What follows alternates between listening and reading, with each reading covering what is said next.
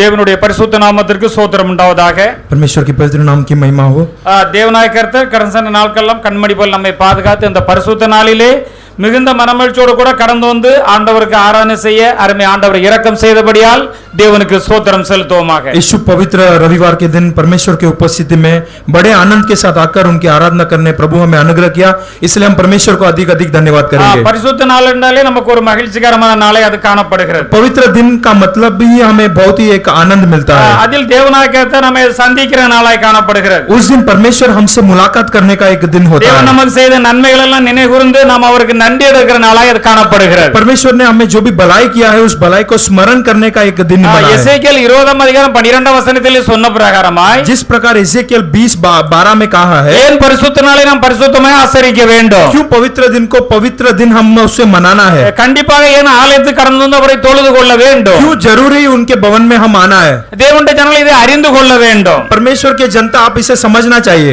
எசேக்கியேல் 20 அதிகாரம் 12 வசனத்திலே एजेकियल 20:12 वचन, நான் தங்களை பரிசுத்தம் பண்ணுகிற கர்த்தர் என்று मैं तुम्हें पवित्र परमेश्वर जाना हुआ इसलिए, நான் தான் உங்களை பரிசுத்தம் பண்ணுகிற கர்த்தர் என்று நீங்கள் அறிந்து, नहीं तुम्हें पवित्र करने वाला परमेश्वर है जानकर, அவர்கள் அறியும்படிக்கு उसे समझने के लिए, எனக்கும் அவர்களுக்கும் அடையாளமாய் இருப்பதற்காக मुझे और उनके लिए एक चिन्ह के समान होने के लिए என் ஓய்வு நாட்களையும் அவர்கள் கட்டளையிட்டேன் என்று ஆண்டவர் சொல்லுகிறார். मेरे विश्राम दिन को मैंने उनको आज्ञा दिया करके இந்த பரிசுத்த நாளை தேவன் அதற்கு தான் நமக்கு கட்டளையிட்டார். ये पवित्र दिन परमेश्वर हमें उसी लिए दिया है. இந்த நாளிலே அவர் நம்மை பரிசுத்தம் பண்ணுகிற கர்த்தர் என்று சொல்லப்பட்டுள்ளது. आज के दिन हमें वो पवित्र करने वाला एक दिन है. அதை கர்த்தர் தான் செய்கிறார் என்பதை நாம் எல்லோரும் அறிந்து கொள்ள வேண்டும் என்று இந்த வசனம் சொல்லுகிறது. उसे परमेश्वर ही करते हैं करके हम सभी लोग उसे जानना அது चाहिए. ஆண்டவர் நமக்கு அடையாளமான நாள் என்று சொல்லப்பட்டுள்ளது. परमेश्वर और हमारे लिए एक चिन्ह का दिन वो बना जाता है. இதற்காகத்தான் தேவனாகிய இந்த நாளை ஏற்படுத்தினார் என்பதை தேவனுடைய ஜனங்கள் அறிந்து கொள்ள வேண்டும். इसीलिए परमेश्वर ने आज के दिन बनाया हुआ करके आप लोग जानना இது चाहिए. பரிசுத்தமான நாளாய் காணப்படுகிறது. एक पवित्र दिन है. ஆண்டவர் ஏற்படுத்தின நாளாய் காணப்படுகிறது. परमेश्वर ने बनाया हुआ दिन है. ஆண்டவருக்கும் நமக்கும் ஒரு அடையாளமான நாளாய் காணப்படுகிறது. परमेश्वर और हमारे लिए एक चिन्ह का दिन है. இந்த நாளில் நம்ம ஒரு பரிசுத்தம் பண்ணுகிற கர்த்தராய் இருக்கிறார் என்று எழுதப்பட்டுள்ளது. और आज के दिन पवित्र करने वाला प्रभु है करके लिखा है. ஆசீர்வதித்து வழி அனுப்புகிற நாளாய் காணப்படுகிறது. हमें आशीष करके विदा करने वाला एक दिन நம்முடைய है. காரியங்கள் எல்லாம் கேட்டு அதற்கான நன்மைகளை செய்யற நாளாய் காணப்படுகிறது. हमारा कार्य सब सुनकर हमारे लिए भलाई करने वाला एक दिन है. தேவனுடைய பிள்ளைகள் ஒருவரும் ஞாயிற்றுக்கிழமை முடிந்த வரையில் இதை நாம் தவிர்த்து விடக் கூடாது. इसलिए जितना हो सके संडे के दिन आप लोग कभी इसे मिस नहीं करना है.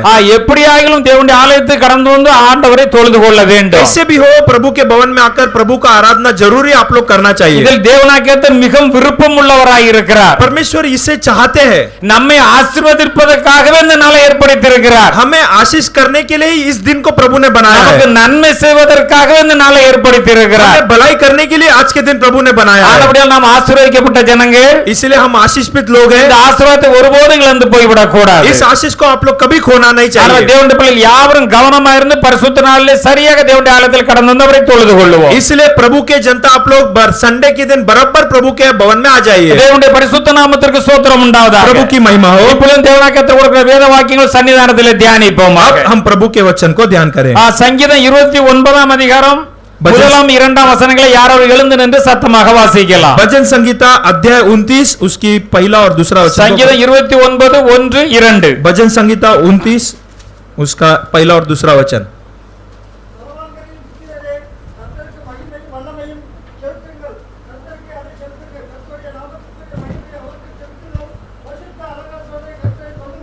Hallelujah hallelujah. भजन संगीता की पुस्तक अध्याय 29 वचन 1-2.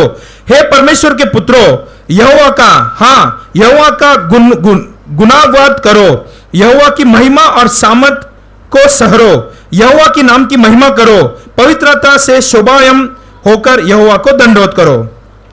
வசனம் இங்கே இவ்வாறு சொல்லுகிறது. वचन यहाँ पर इस प्रकार कहता நம்மை है. பார்த்து பலவான்களின் புத்திரரே என்று வேத வசனம் இங்கே சொல்லுகிறது. हमें देखकर प्रभु कहता है सामर्थ्य के सहाराओं करके बुलाता है. அந்த கிதியோன் பயந்து காணப்பட்ட பொழுது गिदियोन जब डरा हुआ था तभी தேவதூதன் வந்து அவரை பார்த்து என்ன சொன்னார்? परमेश्वर ने आके क्या कहा? நீர் தேவனுடைய பிள்ளையாய் இருக்கிறீர். तू परमेश्वर का एक व्यक्ति அந்த है. ஆவியானவர் உம்மோடு கூட இருக்கிறார். आत्मा परमेश्वर तेरे साथ है. பயந்து காணப்பட்ட பராக்கிரமசாலி கர்த்தர் உன்னோடு கூட இருக்கிறார் என்று சொன்னார். சொன்னார். डर मत शूरवीर, परमेश्वर तेरे साथ है करके उन्होंने कहा। நம் ஒருவரும் பராக்கிரமசாலிகள் என்று ஆண்டவர் சொல்லுகிறார். हम सभी को परमेश्वर शूरवीर करके कहते हैं, பலவான்களின் புத்திரர் என்று நம்மை சொல்லுகிறார். बलवानों के पुत्र करके वो कहता है, பலவான்களின் புத்திரரே और सामर्थ के सहाराओं करके கர்த்தருக்கு மகிமையும் வல்லமையும் செலுத்துங்கள். परमेश्वर को महिमा और सामर्थ दे दो। நம்ம எதற்காக இந்த உலகத்தில் உருவாக்கி இருக்கிறாரா? हमें क्यों परमेश्वर इस दुनिया में बनाया? நாம் தேவனுக்கு மகிமையும் வல்லமையும் செலுத்த வேண்டுமா? परमेश्वर को महिमा और सामर्थ देने के लिए தேவனாகத்த உலகத்தில் எல்லா சிருஷ்டிகளையும் சிருஷ்டித்திருக்கிறார். प्रभु परमेश्वर इस दुनिया के सारे सृष्टि को उन्होंने बनाया, நம்மையும் சிருஷ்டித்து இந்த உலகத்திலே வைத்திருக்கிறார். हमें भी परमेश्वर ने सृजन किया। தேவன் தான் சர்வ வல்லமை உள்ள தேவன். परमेश्वर ही सर्वशक्तिमान प्रभु है। அவருக்கு மகிமையும் வல்லமையும் செலுத்த வேண்டும் என்று ஆண்டவர் சொல்லுகிறார். उनको महिमा और सामर्थ देना चाहिए करके प्रभु कहता है। கர்த்தருக்கே அதை செலுத்துங்கள் என்று ஆண்டவர் சொல்லுகிறார். प्रभु को ही वो दे दो करके वो कहता है। கர்த்தருடைய நாமத்துக்குரிய மகிமையை परमेश्वर की नाम की महिमा को அவருக்கு செலுத்துங்கள். उसको दे दो। பரிசுத்த அலங்காரத்துடனே கர்த்தரை தொழுது கொள்ளுங்கள். पवित्रता के शोभायमान होकर यहोवा का दंडवत करो। நம்முடைய வாழ்க்கையிலே ஒவ்வொரு நாளும் தேவனாய் கர்த்தர் அதிசயமாய் அற்புதமாய் अनेक காரியங்களை செய்து கொண்டிருக்கிறார். हमारे जिंदगी में प्रभु आश्चर्यचकित से और अद्भुत से चला रहे हैं। மெய்யாகவே தேவனிடத்திலே எந்த காரியத்தை நாம் கேட்டுக்கொள்ளுவோமோ, सचमुच हम प्रभु से जो भी कार्य मांगते हैं, எந்த காரியத்திற்கு விசுவாசத்தோடு கூட நாம் ஜெபிப்போமோ, कौन सा भी कार्य के लिए विश्वास से प्रार्थना करते हैं, தேவனாய் கர்த்தர் அதற்கான பதில்களை, நன்மைகளை, ஆசீர்வாதங்களை அவர் கண்டிப்பாக நமக்கு தருகிறார். परमेश्वर सचमुच उस कार्य के जवाब को वो देता है। ஆனபடினா அவருக்கு எப்போது நன்றி செலுத்த நாம் கடமைப்பட்டிருக்கிறோம். इसलिए सदा हम उनको धन्यवाद देने के लिए हम योग्य எல்லா மகிமையும் ஆண்டவருக்கே செலுத்த வேண்டும். सारे महिमा प्रभु को चढ़ाना है। தேவனுடைய கிருபையினால் இந்த உலகத்திலே காணப்படுகிறோம். हम प्रभु के अनुग्रह से दुनिया में தேவனுடைய கிருபையினால் சகல நன்மைகளையும் பெற்றுக் கொள்ளுகிறோம். प्रभु के अनुग्रह से सारे भलाई को पाते हैं। தேவனுடைய கிருபையினால் நாம் செய்கிற அத்தனை வேலைகளும் ஆசீர்வதிக்கப்படுகிறது. प्रभु के कृपा से हम जो काम करते हैं उसमें आशीष। தேவனுடைய கிருபை நம்முடைய கஷ்டங்கள், நெருக்கங்கள், பிரச்சனைகள் நம்மை விடுவிக்கிறது. परमेश्वर के अनुग्रह हमारे कष्ट नष्ट से छुटकारा देती है। தேவனுடைய கிருபை நம்மை ஆசீர்வதித்து உயர்த்துகிறது. परमेश्वर की कृपा हमें आशीष करके ऊंचा करता है।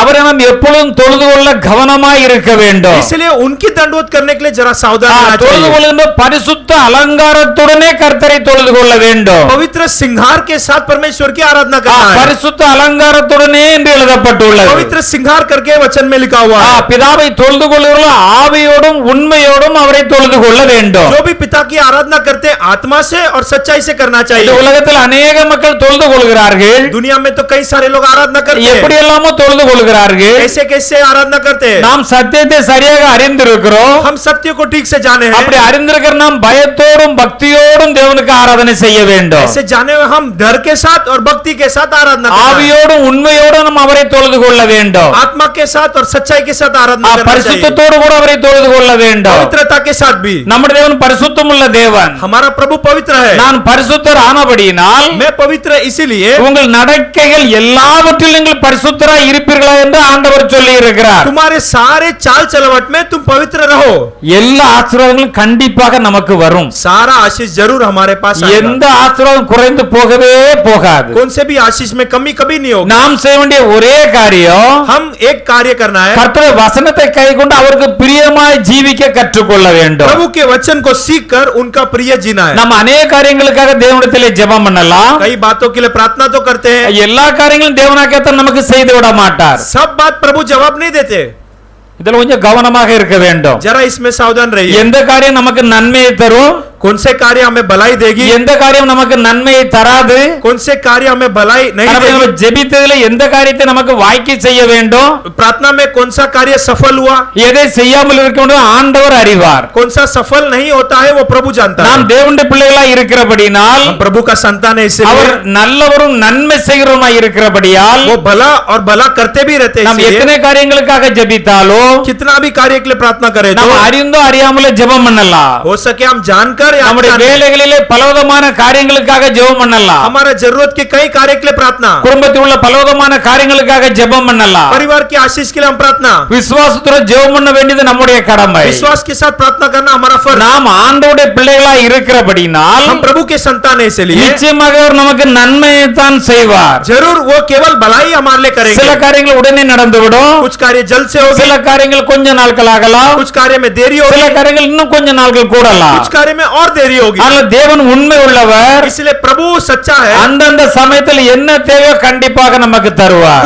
उस समय में जो जरूरत है वो प्रभु जरूर देगा। நம்முடைய வாழ்க்கையில பலவிதமான சூழ்நிலைகள் ஏற்படலாம். हमारा जिंदगी में कई प्रकार की நாம் परिस्थिति, விசுவாசத்திலே முன்னடந்து செல்லுகிறவர்கள். विश्वास में हम आगे बढ़ते जाते रहते हैं। கிறிஸ்துவை அறியும் முன்பாக मसीह को जानने के पहले யாராவது ஒருவர் நமக்கு வந்து சுவிசேஷத்தை சொல்லுகிறார்கள். कोई एक व्यक्ति आके हमें सुसमाचार सुनाया होगा। என்ன சொல்வார்கள்? वो क्या कहते हैं? ஆண்டவர் நல்லவர், प्रभु अच्छा है, அற்புதம் செய்வார், अद्भुत करते हैं, கஷ்டத்தை எல்லாம் நீக்கி போடுவார், कष्ट को हटाते हैं, உங்கள் பிரச்சனை எல்லாம் நீக்கி போடுவார், हमारा परेशानी हटाएंगे, நீங்க ஆலயத்துக்கு கடந்து வாருங்க, तुम लोग चर्च आओ, நீங்க வந்து ஞானஸ்நானம் பெற்றுக் கொள்ளுங்க, बपतिस्मा ले लो। அப்ப நீங்கள் விசுவாசிக்கிறீர்கள். आप लोग विश्वास करते हैं, எல்லாருக்கும் ஒரு ஆசை உண்டாகிறது. मन में एक इच्छा होती அந்த है, ஆண்டவரது போனா நம்மளை ஆசீர்வதிப்பாராம், प्रभु के पास जाएंगे तो आशीष मिलेगा, நமக்கு நன்மைகளை செய்வாராம், क्या हमें वो भलाई நம்முடைய करेगा, கஷ்டங்களை எல்லாம் நீக்கி क्या விடுவாராம் हमारा कष्ट को दूर करेंगे, என்று உடனே வருகிறார்கள். ऐसे सोचकर चर्च आते हैं, ஆண்டவரை प्रभु ஏற்றுக்கொள்ளுகிறார்கள், को ग्रहण करते हैं, ரட்சிக்கப்படுகிறார்கள், उद्धार पाते हैं, மூலிகை ஞானஸ்நானம் பெற்று ரட்சிக்கப்படுகிறார்கள். डूब कर बपतिस्मा लेकर बपतिस्मा पाकर उद्धार पाते हैं। தேவனுடைய பிள்ளையை மாறின பின்புதான் प्रभु के संतान बदलने के அவர் बाद பிரச்சனை ஆரம்பிக்குது.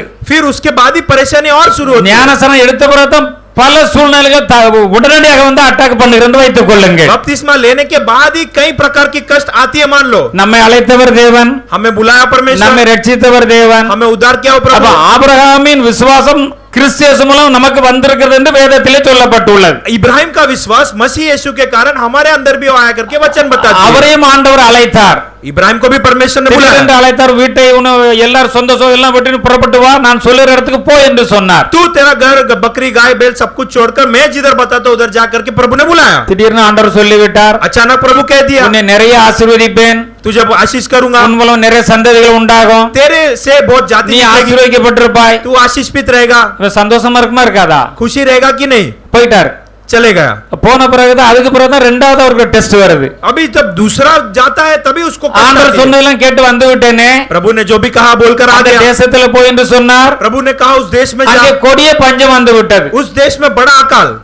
அப்ப நினைச்சிருப்பாரு, तब सोचा रहेगा, இல்லையா நம்ம ஊர்ல இருக்கும் போது நல்ல வசதியா இருந்தோமே, हम जब पहले जो गांव में थे उधर अच्छा இப்ப धनवान வந்து थे, பஞ்சத்துல இருக்கிறோமே, अभी हम अकाल में है। இந்த ஆண்டவர் கூப்பிட்டாருன்னு சொல்லி வந்தோமே, प्रभु ने बुलाया करके आया, இப்பொழுது நம்முடைய நிலைமை இப்படியா? अभी हमारा परिस्थिति ऐसा है। இப்படிதான் இந்த உலகத்தில் அநேக மக்கள் ऐसे காணப்படுகிறார்கள். ही आज भी लोग दिखाई எல்லா देते हैं। சூழ்நிலைகளை அவளை அப்படி மாற்றி விடுகிறது. परिस्थितियां उनको वैसे बदल देती है। இன்னும் கொஞ்சம் ஆண்டவரை பற்றி அறிகின்ற பொழுது और थोड़ा गहराई से प्रभु के जानने के ஆண்டவர் बाद அழைத்தார், प्रभु ने बुलाया, தேசத்திலே பஞ்சம் வந்து விட்டது. में अकाल आया, ஆனால் ஆண்டவர் ஆபிரகாமுக்கு எந்த பஞ்சத்தையும் வைக்கவில்லை. लेकिन इब्राहिम को प्रभु ने कुछ भी अकाल नहीं சகல ஆசீர்வாதம் ஏராளமும் தாராளமாய் அவர் ஆசீர்வதித்து வைத்திருந்தார் என்று வேதம் சொல்லுகிறது. सारे प्रकार के आशीष से प्रभु ने बहुताई से देकर रखा। ஆனா தேவனுடைய பிள்ளைகள் ஆகிவிட்டோம், प्रभु का संतान हो गया, ஞானசம் பெற்று ரட்சிக்கப்பட்டு விட்டோம். बपतिस्मा पाकर उद्धार पाया। அவர் இருந்த காலத்தில் அநேக ராஜாக்கள் வந்து அவரோட சண்டை போட வந்தார்கள். उस जमाने में कई सारे राजा लोग उनके साथ युद्ध करने आए। இவரோட கூட இருக்கிறத கொஞ்சம் ஆட்கள், इनके साथ कम लोग,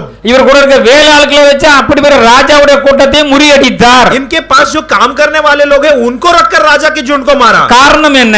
कारण क्या है? அந்த ராஜாக்கள் ராஜாவோட ஜனங்களை ஆண்டவர் இவருடைய கையில் ஒப்பு கொடுத்து விடுகிறார். उस राजा और राजा के प्रजा को प्रभु ने इब्राहिम के हाथ में सौंप दिया। पहले கர்த்தர் இவர்களுக்கு உதவி செய்கிறார். प्रभु इनको मदद किया। அப்ப ரட்சிக்கப்பட்டு தேவனுடைய பிள்ளைகளாய் மாறிவிட்டோம். उद्धार पाकर प्रभु के संतान बन गए। வாழ்க்கையில பல பிரச்சனைகள் வந்தாலும் हमारे जिंदगी में कई परेशानियां आई, தேவன் நம்மை கண்ணோக்கி கொண்டே இருக்கிறார். प्रभु हमें ताकते அந்த रहते हैं। பிரச்சனையிலும் ஆண்டவரை விசுவாசிக்க வேண்டும். उस समस्या में भी प्रभु का विश्वास करना है, ஆண்டவரிடத்திலே ஜெபம் பண்ண வேண்டும். प्रभु से प्रार्थना करना है। நம்மை அவர் கைவிடவே மாட்டார். हमें वो छोड़ेंगे ही नहीं। நான் உன்னை விட்டு விலகுவதும் இல்லை, உன்னை கைவிடுவதும் இல்லை என்றுதான் ஆண்டவர் சொல்லி இருக்கிறார். मैं तुझे नहीं छोड़ूंगा, मैं तुझे नहीं त्यागूंगा करके அதை प्रभु कहता மாத்திரம் है। தான் பார்க்க வேண்டும். वही केवल देखना அதை है। பார்த்து போனோம்னா பஞ்சம் மற்ற மக்களுக்கு பஞ்சமா இருக்க, ஆனால் தேவனுடைய பிள்ளைகளுக்கு பஞ்சம் இராது. और उधर जाएंगे तो दूसरे लोग के लिए अकाल, लेकिन प्रभु के लोग के लिए अकाल नहीं होगा। அவருடைய குமாரனை ஈசாக்கை குறித்து பார்க்கின்ற பொழுது इब्राहिम के पुत्र ईसा के बारे में தேசத்திலே देखेंगे பஞ்சம் तो இருந்தது. देश में अकाल था, இவர் விதை வைத்தா இவருக்கு 100 மடங்கு விளைந்தது. लेकिन इसने बीज बोया 100 गुना इसको प्रतिफल मिला। காரணம் என்ன?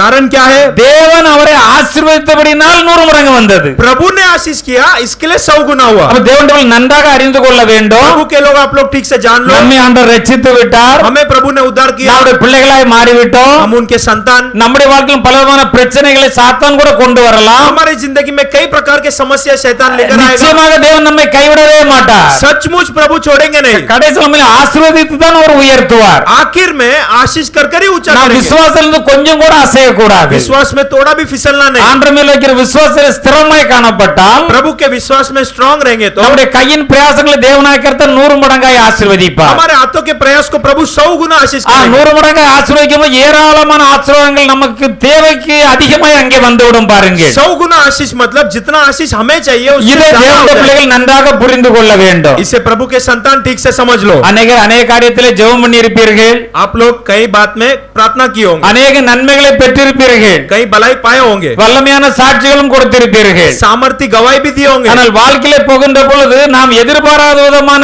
சில நெருக்கங்களும் பிரச்சனை நஷ்டங்கள் கூட வந்து விடலாம். लेकिन इस जिंदगी के सफर में जो हम नहीं सोचते वैसे समस्या आ सकती है. அப்படி என்றால் கர்த்தர் இதை விட 100 மடங்கு ஆசீர்வதிக்க போகிறார் என்பதுதான் அதற்கு அர்த்தம். उसका अर्थ यह है कि अभी जितना आशीष है उससे भी जबरदस्त आशीष आने वाला है. பல சூழ்நிலையில் நாம் கடந்து செல்கின்ற பொழுது कई परिस्थिति में हम चलते समय இந்த உலகத்தை உண்டாக்கினவர் நம்முடைய தேவன்தான். इस दुनिया को सृष्टि किया हमारा प्रभु. அத்தனை வேலைகளை உண்டாக்கினவர் தேவனாய் கர்த்தர் ये தான். सारा काम को बनाया हुआ प्रभु. அந்த வேலைகளை செய்வதற்கான ஞானங்களையும் பலனையும் வல்லமையும் தருவது நம்முடைய தேவனாய் கர்த்தர் தான். ये सारा जो काम होता है उस काम करने का सामर्थ्य और ज्ञान देने वाला प्रभु. ஆண்டவரை விசுவாசிக்க வேண்டியது மாத்திரம்தான் நம்முடைய கடமை. हमारा केवल फर्ज की प्रभु को विश्वास करें. அந்த வசனத்தின்படி நாம் ஜீவிக்க ஆரம்பித்து விட்டால் उस वचन के अनुसार हम जिंदगी बिताए तो அந்த கஷ்டங்கள் நெருக்கல் வருகின்ற பொழுது उस कष्ट और जो संकट आते समय அதிலிருந்து உங்களை மாற்றுவதற்கு தேவனாய் கர்த்தர் சில சூழ்நிலைகளை உருவாக்கலாம். उसमें से बदलने के लिए प्रभु कुछ परिस्थिति बना सकते हैं. நீங்கள் ஒரு வேலையில் இருக்கும்போது திடீர்னு வேலை இல்லாமல் போய்விடலாம். हो सके आपके पास जो काम है वो काम चला गया, உடனே பதறி போய்விடக் கூடாது. तुरंत आप लोग घबरा. நாம் தேவனுடைய பிள்ளைகள். मैं प्रभु का संतान நான் हूं. உன்னை விட்டு விலகுவதில் உன்னை கைவிடவும் மாட்டேன் என்று ஆண்டவர் சொல்லி இருக்கிறார். तुझे नहीं छोड़ूंगा, मैंने तुझे नहीं त्यागूंगा करके प्रभु ने कहा. ஆண்டவர் அப்படி சொல்லி இருக்கிறாரே.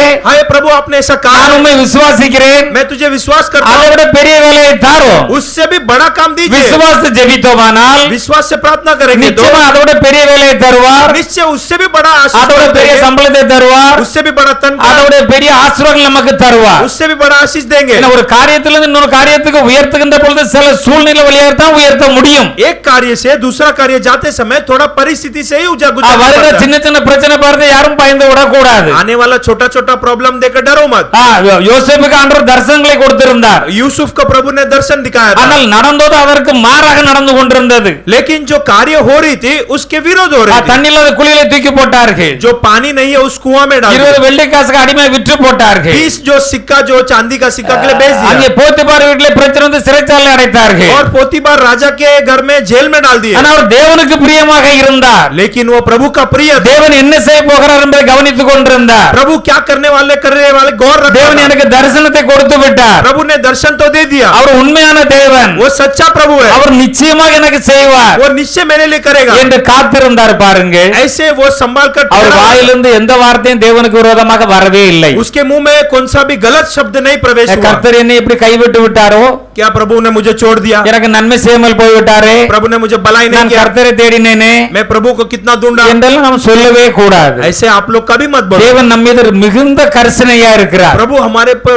बहुत दया करते हैं. நம்முடைய பிள்ளைகளுக்கு ஏதோ ஒரு பிரச்சனை நம்மளால தாங்க முடிகிறதா? क्या हमारे बच्चे लोग को अगर कुछ मान लो समस्या तो क्या हमसे हो सकता है? நம்முடைய பிள்ளைகளுக்கு குறைவுனா நமக்கு இல்லாவிட்டால் பிள்ளைகளுடைய குறைவை நிறைவு செய்ய நாம் விரும்புகிறோம். हमारे बच्चे लोग के लिए कुछ कमी है तो हमारा कमी भी चलेगा, लेकिन बच्चे का कमी हम नहीं करते. நம்முடைய பரலோக தந்தை எவ்வளவு பெரியவர். हमारा स्वर्गीय प्रभु कितना நம்மை महान, ஒருபோதும் கைவிட மாட்டார். कभी वो नहीं छोड़ेगा. பாருங்க, குறித்த காலம் வந்தது. देखिए एक सही समय आया. சிறைச்சாலையில் இருந்த அந்த யோசேப்பு जो बंदी गृह में था हुआ यूसुफ அடுத்த நாள் சிம்மாசனத்தில் போய் உட்கார்ந்தார். अगला दिन सिंहासन पे वो எகிப்து विराजमान தேசம் हुआ. முழுவதுக்கும் அவர் ராஜாவுக்கு அடுத்த ஸ்தானத்தில் இருந்தார். मिस्र देश का राजा के अगला स्थान पर वो था. அவருடைய சகோதரத்திலே சொல்லி அனுப்பினார். भाइयों को बोलकर भेजा, நீங்க தப்பு நேரத்தில் போய் சொல்லுங்க, अपने पिताजी से कहो நீங்கள் என்ன இங்கே பார்க்கிறீர்களே, मुझे इधर देखते हो, இந்த எகிப்துக்கு ராஜாவுக்கு அடுத்தபடியாக நான் தான் இதற்கு எல்லாவற்றுக்கும் ராஜாவை போல இருக்கிறேன். मिस्र के राजा के अगले स्थान पे राजा के समान में हूं. போய் குடும்பத்தில் எல்லாரையும் அழைத்து வாருங்க. जाकर परिवार के सारे लोग को लेकर आओ. அவர் மூலம் அவர் ஆண்டவரை பின்பற்றினபடியினால் प्रभु का वो पीछा किया, அவரை इसलिए உயர்த்தினார். प्रभु ने ऊंचा किया. அவருடைய தாய் தகப்பன்மார்களை அழைத்து வருவதற்கு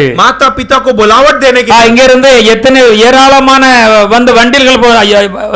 வண்டிகளும் ரதங்களும் போனது. और इधर से कई सारे गाड़ी और रथ जो है उनके उनके माता पिता को लेकर आने के लिए गया। ஏராளமான வண்டிகள் அவர்களுக்கு சகல உச்சிதமான பொருட்களும் போனது और फिर और उसके ऊपर बाद में कहीं जो बड़ी महंगा वाला वस्त्र सब भेजा गया। அவர்கள் அங்கே புசித்து குடித்து சந்தோஷம் சேர்வர்கள் அத்தனை என்னென்ன தேவை அத்தனை அனுப்பி வைக்கப்பட்டது उधर से लेकर मिस्र आने तक जो भी जरूरत की वस्तुएं खाने पीने सब कुछ लेकर गया।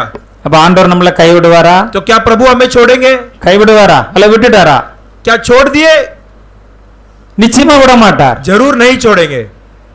நன்றாக தேவனுடைய பிள்ளை அறிந்து கொள்ள வேண்டும். अच्छे से प्रभु के लोग நாம் ஆண்டவரை அறிந்திருக்கிறோம், हम प्रभु को समझे हैं, ரட்சிக்கப்பட்டிருக்கிறோம், हम उद्धार पाए, விசுவாசத்திலே கடந்து போக வேண்டும். विश्वास में ही आगे बढ़ते रहना। இருக்கிறதெல்லாம் விசுவாசம் இல்லையா? इसमें खड़ा रहना ही। ஆபிரகாமின் விசுவாசம் நமக்கு இருக்க வேண்டும் என்று ஆண்டவர் சொல்லி இருக்கிறார். इब्राहिम का विश्वास हमारे पास रहना चाहिए करके அவருக்கு 99 வயது ஆகிவிட்டது. उनको 99 उम्र, அவர் மனைவிக்கு 90 வயது ஆகிறது. पत्नी को 90। இனி குழந்தையை பிறக்க முடியாது என்பது உலகம் அறியும்.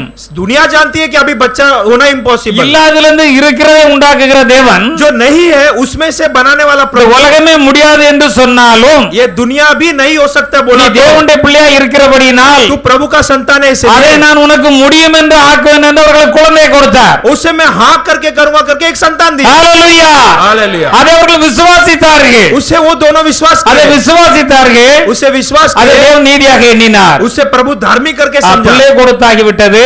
संतान दे दिए। இது மூன்றாவது படி விசுவாசம். अभी ये तीसरा लेवल का இது विश्वास। நாலாவது படி விசுவாசம் போகிறது. अभी चौथा भाग में आती है। அந்த तो கர்ப்பப்பிரபு அந்த பிள்ளை எனக்கு பலி என்று சொல்லுகிறார். जो बच्चा पैदा हुआ उसको बलि दे करके कहता है। இன்னைக்கு நம்ம பலியிடுறோமா? आज हम बलि देंगे, பையனை கூட பலியிட விட்டுறோமா? बच्चे को दे करके कहें तो बलि देंगे। பிள்ளைக்கு ஒரு நோய் வரும்னே நம்மளே அழுது கூப்பாடப்படுதுன்னா நம்ம மனித இருதயம் தாங்காது. बच्चे लोग को कुछ बीमार होती है तो भी हम बहुत इधर उधर भागते, हमारा हृदय नहीं होता है। அப்ப இந்த ஃபர்ஸ்ட் செகண்ட் தேர்ட்ல அவர் விசுவாசத்துல பெரிய ஆளா மாறிட்டார். तो पहला दूसरा तीसरा में विश्वास में वो जीत गया। அரே உலகமே சொல்லும் குழந்தை பிறக்காது, எனக்கு வயசாகிவிட்டு அவளுக்கு ஸ்திரீகளுக்குள்ள வழிபாடு நின்னு போட்டு இனி குழந்தை பிறக்காது. ஆனா தேவன் குழந்தை கொடுத்தாரு. और 100 उम्र हो गया, बच्चा होना तो अभी नामुमकिन है, और जो स्त्रियों का जो कार्य भी रुक गया, अभी फिर भी प्रभु दिया। அப்ப இப்படி கொடுத்தது நிச்சயமா அந்த பிள்ளையை பலி கொடுக்க சொன்னா நிச்சயமாக திருப்பி தருவார் என்ற விசுவாசத்தோடு கடந்து சென்றார். तो ऐसे परिस्थिति में पैदा हुआ बच्चा को प्रभु यदि बलि मांगेंगे तो वो भी प्रभु बच्चा देंगे करके நம்முடைய வாழ்க்கையில் இப்படிப்பட்ட விசுவாசம் இருக்க வேண்டும். हमारा जिंदगी में भी ऐसा विश्वास होना चाहिए। சிச்சுவேஷன் காணப்படலாம், परिस्थिति हो सकता है, ஐயோ இருந்த ஒரு வேலையும் போய்விட்டது, एक काम था वो भी गया, அந்த வேலையை உன்னை விட்டு நீக்கினால் தான் ஆண்டவர் அதோட பெரிய வேலையை உனக்கு தர முடியும். वो काम छोड़ेंगे तो ही प्रभु उससे भी बड़ा काम आपको देंगे, அப்பதான் பெரிய வேலை உனக்கு தர முடியும். तभी उससे प्रभु हम देंगे। நம்ம அதிலே இருந்து கொண்டிருந்தோம்னால் அப்படியே அதிலே சோகம் கண்டு விட்டு அப்படியே இருந்து போய் விடுவோம். उसी में हम रहेंगे, रोएंगे, फिर बीमार पड़ जाएंगे। தேவனாக்கத்தை உயர்த்த விரும்புகிறார், प्रभु ऊंचा करना चाहते हैं, அதான் சுறுசுறுப்பா இருக்க விரும்புகிறார், हम तंदुरुस्ती से आरोग्य கொஞ்சம் रहना, நம்முடைய நாலேஜை கூட்ட விரும்புகிறார். हमारा ज्ञान को प्रभु बढ़ाना चाहता है, இதற்காகத்தான் தேவனுடைய ஆலயத்துக்கு கடந்து வர வேண்டும். इसलिए प्रभु के भवन में आना है। இங்கே ஆண்டவர் உங்களை பரிசுத்தப்படுத்துகிறார். इधर प्रभु आपको पवित्र இந்த करता வேத है, வசனமே உங்களை பரிசுத்தப்படுத்தும். वचन ही आपको पवित्र இந்த करेगा, வசனமே உங்களை ஆசீர்வாதத்தை உயர்த்தும். वचन ही आपको ऊंचा இந்த करेगा, இந்த வசனம் உங்களுக்கு விசுவாசத்தை பெருக செய்யும். इस वचन ही आपके विश्वास को बढ़त அப்ப देंगे। எல்லா நன்மையும் தேவன் நமக்கு தருகிறார். सब प्रकार की भलाई प्रभु देंगे। ஆகவே எல்லா மகிமையும் கனத்தையும் நம்ம அவருக்கே செலுத்த வேண்டும். महिमा आदर सम्मान उसी को देना है। தேவன் செய்கிற ஒவ்வொரு நன்மைகளை நினைவிருந்து எப்போதும் அவருக்கு நன்றி செலுத்திக் கொண்டே இருக்க வேண்டும். प्रभु ने जो भलाई किया उसे स्मरण करके हमेशा धन्यवाद देना है। 4 ஜீவன்களும் 24 மூப்பர்களும் 4 जीवन और 24 जो एल्डर लोग எண்ணிறந்த தூதர்களும் और कहीं सारे கோடான கோடி பரிசுத்தவான்களும் करोड़ों पवित्र लोगों சேனைகளின் தேவனாகிய கர்த்தர் பரிசுத்தர் பரிசுத்தர் பரிசுத்தர் என்று எப்பொழுதும் துதித்துக் கொண்டே இருக்கிறார்கள். सेनाओं का प्रभु पवित्र पवित्र पवित्र करते सदैव गाते रहते हैं। இந்த உலகத்தை விட்டு கடந்து பரலோகத்துக்கு கடந்து செல்கின்ற பொழுது इस दुनिया को छोड़कर स्वर्ग जाने के बाद நாமும் இந்த வேலையை தான் செய்து கொண்டிருக்க வேண்டும். हम भी वही काम करने वाले हैं। பரலோகத்தில் செய்யப்படுவது பூலோகத்திலும் செய்யப்படுவதாக जैसे स्वर्ग में इच्छा पूरी है तैसे पृथ्वी में भी पूरी हो। அதே போல இந்த உலகத்தில் இருக்கிற நாட்கள் நாம இப்பொழுது எப்பொழுதும் தேவனுக்கு நன்றி செலுத்திக் கொண்டே இருக்க வேண்டும். इस दुनिया में जब तक हम इस दुनिया में प्रभु को हमेशा धन्यवाद देते அவருடைய रहना है। கிருபைகளுக்காக நன்றி செலுத்திக் கொண்டே இருக்க उसकी வேண்டும். कृपा के लिए धन्यवाद। அது குடும்பத்தில் எப்படிப்பட்ட பிரச்சனையும் வரட்டும், परिवार में कैसे भी समस्या आ जाए, நாம் ரட்சிக்கப்பட்டிருக்கிறோம், हम उद्धार पाए, தேவனுடைய பிள்ளைகள், परमेश्वर के संतान நம்மை கைவிடவே மாட்டார். हमें कभी नहीं छोड़ेंगे। எல்லா பிரச்சனையும் முடிவை உண்டாக்கி நம்மை மறுபடியும் ஆசீர்வதிப்பார். सारे परेशानियों को एक अंत करके वापस आशीष करेंगे। தேவனுக்கு பிரியமாக மாத்திரம் இருக்க கற்றுக்கொள்ள வேண்டும். परमेश्वर का प्रिय रहना ही आप लोग सीखना है। கர்த்தர் வசனத்தின்படி ஜீவிக்க நாம் கற்றுக்கொள்ள வேண்டும். प्रभु के वचन के अनुसार जिंदगी बिताने बनाने के लिए सीखना है। ஹalleluya हालेलुया। கர்த்தர் என்ன ஏன் நாம அவருக்கு கனத்தையும் மகிமையும் செலுத்த வேண்டும்? क्यों हम उनको सम्मान और महिमा देना है? ஏசாயா 43:11 அவர் சொல்லுகின்ற பொழுது यशायाह 43:15 में बोलते समय நானே கர்த்தர், मैं ही परमेश्वर हूँ, என்ன இல்லாமல் இரட்சகர் இல்லை, मेरे अलावा कोई उद्धार करता नहीं, ஒரே தேவன் தான் உண்டு, एक ही परमेश्वर அவர் है, நம்முடைய கர்த்தராய் இயேசு கிறிஸ்து. वही प्रभु यीशु मसीह। உலகத்தில் எத்தனையோ மதங்கள் இருக்கலாம், दुनिया में कई धर्म है, எத்தனையோ தேவர்கள் என்று வைத்தவர்கள் வணங்கி கொண்டிருக்கலாம், कई सारे प्रभु करके रखकर दंडुत நாம் करते हैं। அறிந்திருக்கிறோம் நம்முடைய தேவனாய் கர்த்தர் ஒருவரே கர்த்தர். हम जानते हैं एक ही प्रभु हमारा प्रभु, நானே கர்த்தர், मैं ही प्रभु हूँ, என்ன இல்லாமல் ஒரு இரட்சகர் இல்லை என்று சொல்லுகிறார். मेरे अलावा कोई उद्धार करता नहीं, ஆகவே प्रभु कहते அவருக்கு हैं। மகிமையும் வல்லமையும் நாம் செலுத்த வேண்டும். महिमा और सामर्थ हम प्रभु को चढ़ाना है। அடுத்தபடியாக அதே அதிகாரத்திலே 10ஆம் வசனத்திலே சொல்லுகிறார், उसी 29 अध्याय 10वां वचन में எனக்கு முன் ஏற்பட்ட தேவன் இல்லை, मेरे सामने कोई और प्रभु नहीं, அப்படி ஒரு தேவன் கிடையாது. ऐसे प्रभु नहीं है, தேவன் இல்லை, எனக்கு பின் இருப்பதும் இல்லை, मेरे बाद भी कोई प्रभु नहीं। அப்படின்னா ஒரே தேவன் நம்முடைய ஜீவனுள்ள தேவனாய் கர்த்தராகிய இயேசு கிறிஸ்துவே. तो एक ही प्रभु है, हमारा जीवित प्रभु यीशु मसीह, அவர்தான் தேவன் என்று வேதம் சொல்லுகிறது. वही प्रभु है करके वचन बोलती है। ஆகவே அவருக்கு துதியும் மகிமையும் நாம் செலுத்த வேண்டும். स्तुति और महिमा उनको चढ़ाना அதற்கு है, பாத்திரம் அவர் மாத்திரம் தான் என்று வேதம் சொல்லுகிறது. उसका योग्य केवल वही है। அதே அதிகாரம் 12ஆம் வசனத்திலே उसी अध्याय 12 वचन में நான் தேவன் என்பதற்கு நீங்களே சாட்சிகள் என்று ஆண்டவர் அங்கே சொல்லுகிறார். मैं प्रभु हूं करके तुम लोग गवाही है करके प्रभु कहता அவர் है, தேவன் என்பதற்கு நாம் தான் சாட்சிகள். वो प्रभु है, उसका गवाही हम அப்படி हैं। நம்முடைய வாழ்க்கை தேவனுக்கு பிரியமாய் காணப்பட வேண்டும். हमारा जिंदगी प्रभु का प्रिय होना चाहिए। நம்மை பார்க்கிறவர்கள் மெய்யாகவே இவர்கள் தேவனுடைய பிள்ளைகள் என்று சொல்ல வேண்டும். हमें देखने वाला सचमुच ये लोग प्रभु के संतान है करके இவர்கள் कहना தேவனால் ஆசீர்வதிக்கப்பட்டவர்கள் என்று சொல்ல வேண்டும். चाहिए। ये प्रभु से आशीषित लोग है करके कहना चाहिए। தேவனுடைய ஆசீர்வாதத்தில் வளர்கிறவர்களாய் இருக்க வேண்டும். प्रभु के आशीष में बढ़त पाने वाले लोग होना चाहिए। ஆவிக்குரிய வாழ்க்கையிலே வளர்கிறவர்களாய் இருக்க வேண்டும். आत्मिक जीवन में जो जो बढ़ने वाले लोग होना चाहिए। மற்றவர்களுக்கு சுவிசேஷம் அறிவிக்கிறவர்களாய் இருக்க வேண்டும். दूसरों को सुसमाचार सुनाना அவர்களை चाहिए, ரட்சிப்புக்குள்ளாய் அழைத்தவர்களாய் இருக்க வேண்டும். उनको उद्धार के अंदर लेकर आना चाहिए, ஏன்னா நாம் தேவனுக்கு சாட்சிகளாய் இருக்கிறோம். क्योंकि हम प्रभु के गवाही है। நாம் சங்கீதம் 148 150 சங்கீதங்களிலே பார்க்கின்ற பொழுது और भजन संगीता के आखिरी 2 अध्याय को हम देखेंगे तो வானங்களில் உள்ளவர்களெல்லாம் கர்த்தரை துதிங்கள் என்று சொல்லப்பட்டுள்ளது. आकाश में सारे हो प्रभु के महिमा करो, உன்னதங்களிலே அவரை துதிங்கள் என்று சொல்லப்பட்டுள்ளது. और उन्नत में प्रभु की महिमा करो, தூதர்கள் யாவரும் அவரை துதிக்க வேண்டும் என்று சொல்லப்பட்டுள்ளது. स्वर्गदूतों सब लोग उसकी महिमा करो, அவருடைய சேனைகள் யாவும் ஆண்டவரை துதிக்க வேண்டும் என்று சொல்லப்பட்டுள்ளது. उसकी सेना सारे प्रभु की महिमा करो, சூரிய சந்திரங்கள் எல்லா பிரகாசமுள்ள விடிவெளி நட்சத்திரம் எல்லாம் அவரை துதிக்க வேண்டும் என்று சொல்லப்பட்டுள்ளது. सूरज चंद्रमा सारे तारंगन प्रभु की महिमा करो, வானாதி வானங்களே அவரை துதிங்கள் என்று சொல்லப்பட்டுள்ளது. आकाशों की उसकी महिमा करो, ஆகாயமண்டலத்தில் உள்ள தண்ணீர்களே அவரை துதிங்கள் என்று சொல்லப்பட்டுள்ளது. आकाश में जो पानी की जो बनावट है वो तुम धन्यवाद करो। ஆண்டவர் கட்டளை தான் இவைகள் எல்லாம் சிருஷ்டிக்கப்பட்டது. प्रभु ने आज्ञा दिया, ये सारे हो गए। என்றைக்குள்ள சதா காலம் அப்படியே நிலைத்து நிற்கும்படி ஆண்டவர் செய்திருக்கிறார். सदा काल के लिए वैसे का वैसे ही रहने के लिए प्रभु ने आज्ञा दिया। எல்லாவற்றையும் உருவாக்கின தேவன் அவருக்கு கட்டளை கொடுத்திருக்கிறார். सारे चीजों को प्रभु ने बनाया और आज्ञा दिया। அது உண்டாக்கின நாள்ல இருந்து இதுவரை அது செயல்பட்டு கொண்டே இருக்கிறது. आज तक देखो वो अपना कार्य कर रहा அது है, எல்லாம் அப்படியே கீழ்ப்படுகிறது. वैसे आज्ञा मानती है। பாருங்க சூரியன் தினம் உதிச்சு தினம் மாலையில அடைகிறதா இல்லையா? देखो सूरज रोज हमें दिखाई देती है और शाम को फिर जले जाती எனக்கு है। ஒரு நாள் டயர்ட் ஆயிட்டுன்னு சொல்லி இன்னைக்கு ஒரு நாள் படுத்துட்டு மெதுவா எந்திரிக்க என்ன சொல்லுது? क्या सूरज बोलता है मुझे आज टायर्ड हो गया, आज मैं नहीं घूमूंगा ऐसा? ஆனா நீங்க ஜெபம் பண்ணலன்னு கேட்டா எனக்கு ரொம்ப டயர்டா இருந்து இன்னைக்கு படுத்து தூக்கிட்டேன் ஜெபம் பண்ணல நம்ம ஈஸியா சொல்லிடுறோம். लेकिन आप लोग से पूछेंगे प्रार्थना किया नहीं, थोड़ा आज टायर्ड हो गया, आप நம்ம सो जाओ। சொல்லுதமா சொல்லலையா? हम बोलते हैं कि नहीं बोलते? எல்லாம் பாருங்க உண்டாக்கின என்னென்ன காரியங்களோட அத்தனையும் சரியா இயங்கி கொண்டே இருக்கு. लेकिन देखो प्रभु ने जो बनाया सब बराबर अपना अपना कार्य करता எல்லா है। பறவைகளும் காலையிலே ஆண்டவரை பாடிக்கொண்டே இருக்கிறது. सारे जो चिड़िया पक्षियां देखो सुबह प्रभु के गीत गाती है। மாம்ச மச்சங்கள் சகல ஆழத்தில் உள்ளவைகள் பறவைகள் எல்லாம் ஆண்டவரை பாடுகிறது. जो मासिक रीति से जो भी है, जो जानवर लोग है, पक्षियां है, प्रभु के गीत गाते हैं। அக்கினியே கல்மலையே உறைந்த மலையே மூடுபனியே அவர் சொல்படி செய்யும் பெருங்காற்றே எல்லாம் தேவனை துதிக்கிறதாம். आग, हवा, पानी, चट्टान और चट्टान के अंदर जो आग गोला सब प्रभु की महिमा करती है। இவைகள் எல்லாம் ஆண்டவர் சொற்படி செய்கிறது. ये सारे जो चीजें प्रभु की आज्ञा मानती है। இவைகளுக்கு ஆண்டவர் கட்டளை கொடுத்தா நீங்கள் போய் இயங்க வேண்டும் என்று. प्रभु ने दिया आप लोग कार्य करना है। நம்மை மாத்திரம் அவர் சாயலிலே படைத்து நமக்கு அவர் சுயசித்தத்தை கொடுத்தார். हमें प्रभु ने अपने स्वरूप में बनाकर उनकी इच्छा को हमें प्रकट किया। அப்ப நாம் இன்னும் எவ்வளவு மேன்மையாக காணப்பட வேண்டும். हम और कितना महिमा रूप दिखाई देना चाहिए। மலைகளே சகல மேடுகளே கனிமரங்களே சகல கேதர் எல்லா மரங்களையும் ஆண்டவரை அவரை துதியுங்கள். चट्टानों, पर्वतों, वृक्षों, पौधों सारे तुम प्रभु की महिमा करो। பூமியின் ராஜாக்களே, நீங்கள் சகல ஜனங்களே, பிரபுக்களே, நீங்கள் எல்லாரும் ஆண்டவரை துதியுங்கள். पृथ्वी के राजाओं, पृथ्वी के सारे मंत्रियों, तुम प्रभु के धन्यवाद करो। எல்லாரும் ஆண்டவரை தான் துதிக்க வேண்டும். सारे लोग प्रभु की महिमा करना है। வாலிபரே, கன்னியரே, முதியோர்களே, பிள்ளைகளே, கர்த்தரை துதியுங்கள். हे जवानों, हे स्त्रियों, हे बुजुर्गों, बुढ़े हो, तुम लोग प्रभु की महिमा करो।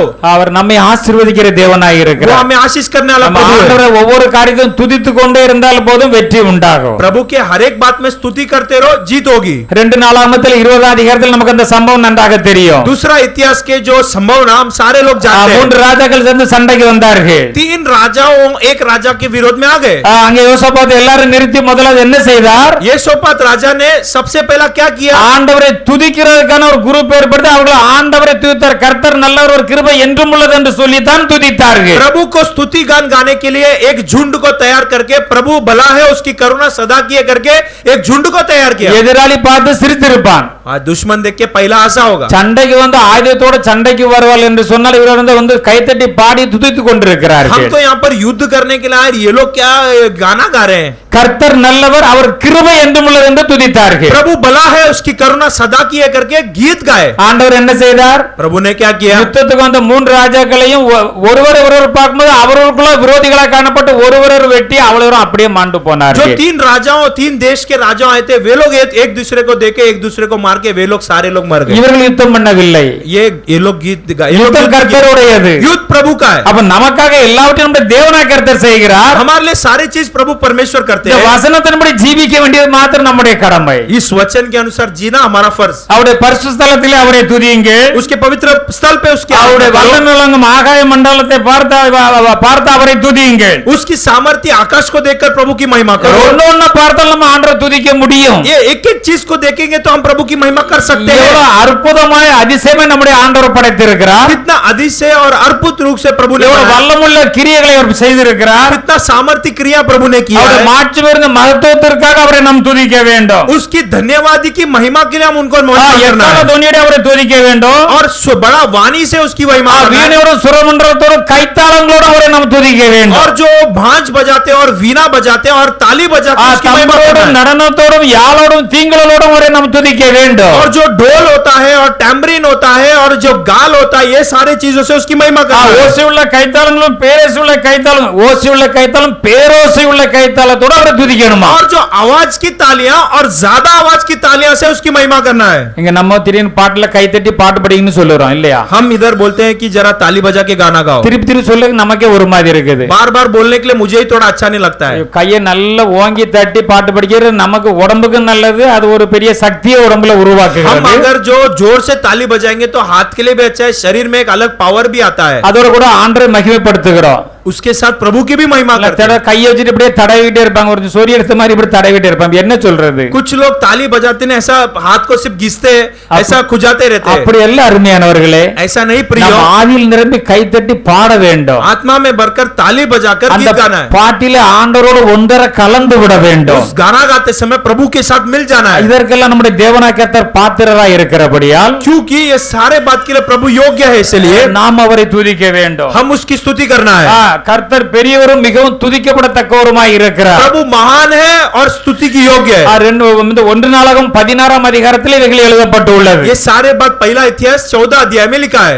16 அதிகாரம் 25 வசனம். पहला इतिहास 16 अध्याय 20 वचन। கர்த்தர் பெரியவரும் மிகவும் துதிக்கப்படத்தக்கவர் என்று எழுதப்பட்டுள்ளது. प्रभु महान है और स्तुति के योग्य है। எல்லா தேவர்களை காட்டிலும் அவர் மேலானவர், அவர்தான் பயப்படத்தக்கவர் என்று எழுதப்பட்டுள்ளது. सारे प्रभुओं के भी वो ऊपर है और उससे ही हम डरना है। 27 வசனம், மகிமையும் கனமும் அவர் சமூகத்திலே இருக்கிறது. 27 वचन, महिमा और आदर उसके समूह में है। வல்லமையும் மகிழ்ச்சியும் அவருடைய ஸ்தலத்திலே இருக்கிறது. सामर्थ और आशीष उसके स्थल पर है।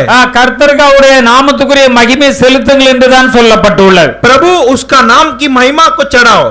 இப்ப நன்றாக நமக்கு தெரிகிறது अच्छे से हम समझना நாம் चाहिए மிகவும் ஆசீர்வதிக்கப்பட்டவர்கள் बहुत ही आशीषित சர்வ हैं। உலகத்தையும் எல்லாவற்றையும் சிருஷ்டித்த ஆண்டவர் தான் நம்மை சிருஷ்டித்திருக்கிறார் सर्व सृष्टि को और सारे लोग को प्रभु ने ही बनाया, அந்த ஆண்டவரை நன்றாக அறிந்திருக்கிறோம் उस प्रभु को हम ठीक से जाने। நம்மை போல ஆசீர்வதிக்கப்பட்ட இந்த உலகத்திலே வேறு யாருமே இல்லை हमारे जैसा आशीष पाया हुआ इस दुनिया में और कोई है ही नहीं। நம்முடைய ஆண்டவர் அற்புத அதிசயங்கள் நடப்பிக்கிறவர் हमारा प्रभु अद्भुत आश्चर्यचकित काम करने वाला प्रभु है। நம்முடைய ஜனங்களுக்காக பெரிய பெரிய காரியங்களை செய்வார் अपने प्रजा के लिए बड़े बड़े कार्य वो करते இப்ப हैं। உங்களுடைய ஒவ்வொருடைய காரியத்துக்கு ஆண்டவர் பெரிய காரியங்களை செய்வாரா செய்ய மாட்டாரா तो आप हर एक लोग के कार्य के लिए बड़े बड़े काम करेंगे या नहीं करेंगे? பிற எதுக்கு எல்லாரும் துக்கத்தோட இருக்கணும் तो क्यों हम दुख के साथ இந்த रहना? விசுவாசம் நம்மிடத்தில் இருந்தால் इस विश्वास हमारे पास என்னுடைய रहेगा வாழ்க்கையில तो ஆண்டவர் நிச்சயமாக செய்வார் मेरे जिंदगी में प्रभु जरूर बड़े काम இதை எப்படி करेंगे। செய்வாருங்க உங்களுக்கு ஏதாவது சாட்சி இருந்தா தானே உங்களுக்கு தெரியும் तो कैसे करेंगे? तो कुछ गवाही रहेगा तो मालूम இல்ல पड़ेगा। நம்முடைய ஜனங்களை அவர் கொண்டு வரும்போது செங்கடல் ரெண்டாய் பிளந்து வெட்டாந்தரில் நடக்கவே நடத்தி கொண்டு வந்தார் अपने प्रजा को प्रभु ने लाल समुद्र पार करके सूखे जमीन में प्रभु ने पार இதை करा। நன்றாக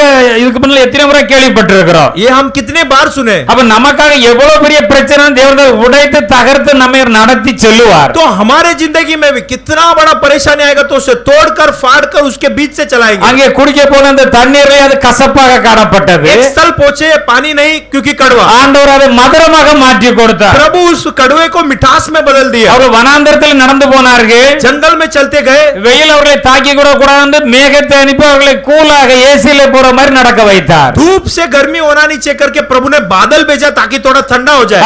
ராத்திரில வெளிச்சம் வேணும் அவர்களுக்கு குளிர் அடிக்கிற சூடு வேணும் அதற்காக அக்கினிமயமாக தேவன் நின்றார் रात को चलने के लिए उजाला चाहिए और थोड़ा गर्मी चाहिए क्योंकि ठंडी लगेगा तो प्रभु ने आग का स्तंभ को रखा। குடிக்க தண்ணீர் கேட்டவர் கண்மலையில இருந்து பெரிய ஆறாக ஓடும்படி செய்தார் पीने के लिए पानी मांगा, एक चट्टान को तोड़कर पानी नदी के समान बहा। இறைச்சி வேண்டும் என்று கேட்டார்கள் ஏராளமா காடைகளை கொடுத்து மனம் போல சாப்பிடுங்கள் என்று கொடுத்தார் और वे लोग जो मांस खाने के लिए सोचे प्रभु ने कई सारे मांस नॉनवेज उनको दिया। இந்த ஜனங்களுக்கு விரோதமா எத்தனை பேர் வந்தாலும் அத்தனை பேரும் தேவனாக கர்த்தர் இவருடைய கையில ஒப்பு கொடுத்து அந்த ராஜாக்களை முறியடித்து போட்டார் कई सारे राजाओं इनके विरोध में आए, प्रभु ने उस राजा को हराकर इनको उनके हाथ में ताबा कर பாருங்க दिया। வனாந்தரத்திலே தூதர்கள் சாப்பிடுற அந்த அப்பத்தை மன்னாவை அவர்களுக்கு கொடுத்தார் और जो जंगल में स्वर्गदूत खाने वाला मन्ना स्वर्गीय रोटी प्रभु ने दिया। 40 ஆண்டுகள் சாப்பிட்டார்கள் எந்த நோயும் இல்லை 40 साल वो खाए, कुछ बीमारी नहीं। இப்போ ஒவ்வொரு பொருளையும் சாப்பிடணும்னா வாங்கி எக்ஸ்பைரி டேட்டை பார்க்க வேண்டியது இருக்கு अभी हर एक वस्तु खाने के पहले एक्सपायरी डेट देखना पड़ता அப்படி है। பார்த்து சாப்பிட்டாலும் நோய்கள் வந்து விடுகிறது ऐसा देखकर खाने के बाद भी बीमारी எதை பார்த்தாலும் அதை சாப்பிடக்கூடாது இதை சாப்பிடாது லிஸ்ட் போட்டு பார்த்தா கடைசியில் ஒன்னையுமே சாப்பிடக்கூடாது इसे मत खाओ उसे मत खाओ और लिस्ट डालेंगे तो कुछ भी नहीं खा सकते। ஆண்டவர் அருமையான ஒரே ஆகாரத்தை கொடுத்தார் प्रभु ने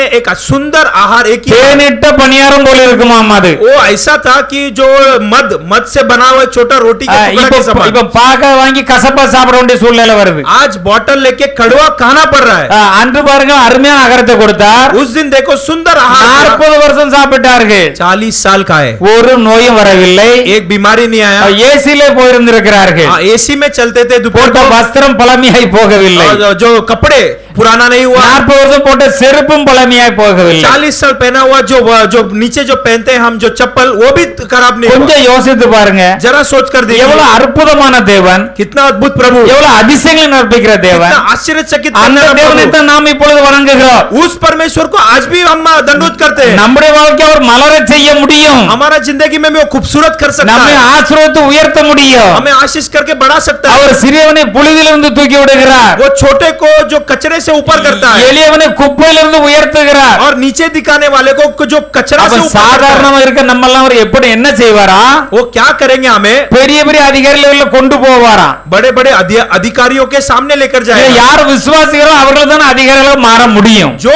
विश्वास करेंगे वो लोग ही நீ अधिकारी बन सकते हैं। விசுவாசித்தால் தேவனுடைய மகிமை காண்பாய் என்று நான் உனக்கு சொல்லவில்லை என்று கேட்கிறார் तू विश्वास करेगा तो प्रभु की महिमा देखेगा करके मैं तुझे कहा। அநேகருக்கு விசுவாசமே கிடையாது कई सारे लोग को विश्वास नहीं है, விசுவாசம் இல்லாதவர்கள் ஜெபமே கிடையாது विश्वास नहीं है, सिर्फ प्रार्थना नहीं, தேவனிடம் எதையுமே பெற்றுக்கொள்ள முடியாது प्रभु से कुछ भी नहीं पा सकते। எப்பொழுதும் ஆண்டவருக்கு நன்றி எடுக்க வேண்டும் सदैव प्रभु को धन्यवाद देना, எல்லா காரியங்களுக்கும் அவர்களை ஜெபம் பண்ண வேண்டும் सब कार्य के लिए प्रार्थना करना है। நாம் எதை ஜெபம் பண்ணோமோ அதை விசுவாசிக்க வேண்டும் जो प्रार्थना करते हैं उसे विश्वास करना है। பெற்றுக்கொள்வேன் என்று விசுவாசிக்க வேண்டும் पा लूंगा करके विश्वास करना है, பெற்றுக்கொண்டேன் என்று விசுவாசிக்க வேண்டும் पा लिया करके विश्वास। ஹalleluya हालेलुया, நிச்சயமாக அது நமக்கு உண்டாகும் निश्चय वो हमारे लिए होगा। தேவன் நம்மை ஒரு நடத்துகிற தேவன் प्रभु हमें वो चलाने ஆனால் वाला வேண்டுகிற है। விண்ணப்பம் தேவனுக்கு பிரியமா இருக்க வேண்டும் लेकिन जो तुम मांगते हो प्रभु का प्रिय தேவனுக்கு होना பிரியமில்லாத चाहिए। விண்ணப்பத்தை கூட கொடு என்றால் கொடுக்க மாட்டார் प्रभु के ना प्रिय मांगेंगे तो नहीं देंगे। ஏன்னா அவர் நம்முடைய தேவன், क्योंकि वो हमारा நம்ம प्रभु மீது है, அன்பா இருக்கிறவர். हमारे ऊपर प्रेम रखते हैं, அதனால் எந்த தீமை நமக்கு வந்துவிடக் கூடாது என்று தேவன் பார்ப்பார். इसलिए कुछ बुराई नहीं आना चाहिए करके प्रभु देखते हैं। தேவனாக நமக்கு வல்லமையான காரியங்களை செய்கிறார். प्रभु हमारे लिए वो सामर्थ्य काम देता 2 है। தீமோத்தேயு 1:9 வாசிக்கலாம். दूसरा तीमुथियुस 1:9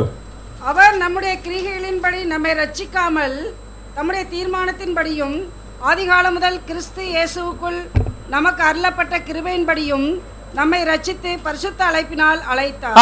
நம்மை தேவனாகத்தான் ரட்சித்திருக்கிறார். हमें प्रभु ने उद्धार किया, இது நம்முடைய கிரியைகளின்படி அல்ல.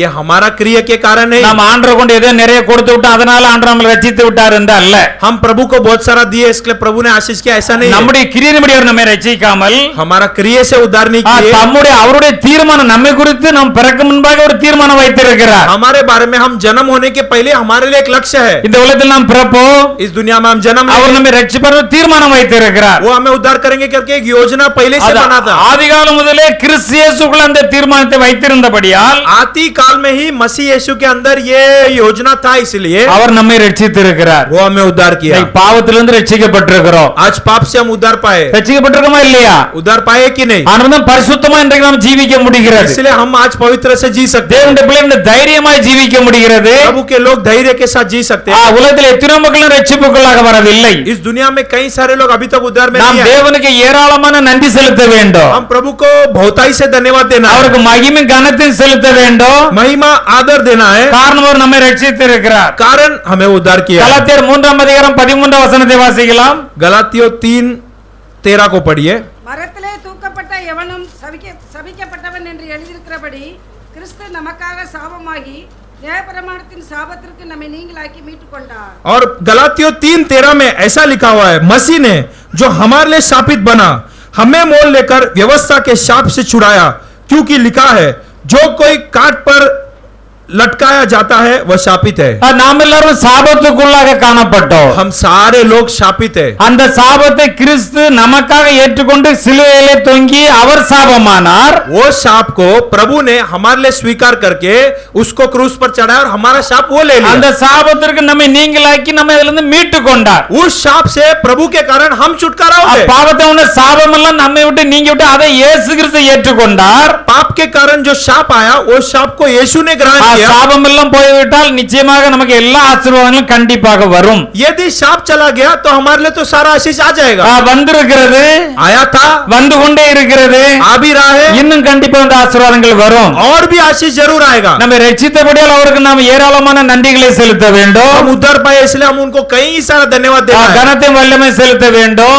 सम्मान और आदर देना நம்மை है। சாபத்திற்கு மீட்டெடுத்தபடியால் சாபத்தில் நம்மை விடுவித்தபடியால் நாம் அவருக்கு ஏராளமான மகிமையும் கனத்தையும் செலுத்த வேண்டும். हमारे शाप से उसने छुड़ाया, इसके लिए हम बहुत सारे महिमा और आदर देना है। அவருடைய புத்திரராய் இருக்கிறபடியால் நாம் அவருக்கு கனத்தை மகிமையும் செலுத்த வேண்டும். हम उनके संतान है, उसके लिए हम उसकी महिमा देना है। அதே அதிகாரம் 26-27 வசனங்களை வாசிக்கலாம். उसी गलातिया 3:26-27 को पढ़िए।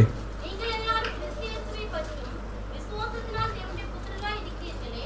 ஏனெனில் உங்களில் கிறிஸ்துவுக்குள்ளாக ஞானஸ்நானம் பெற்றவர்கள் எத்தனை பேரோ அத்தனை பேரும் கிறிஸ்துவை தரித்துக் கொண்டீர்களே.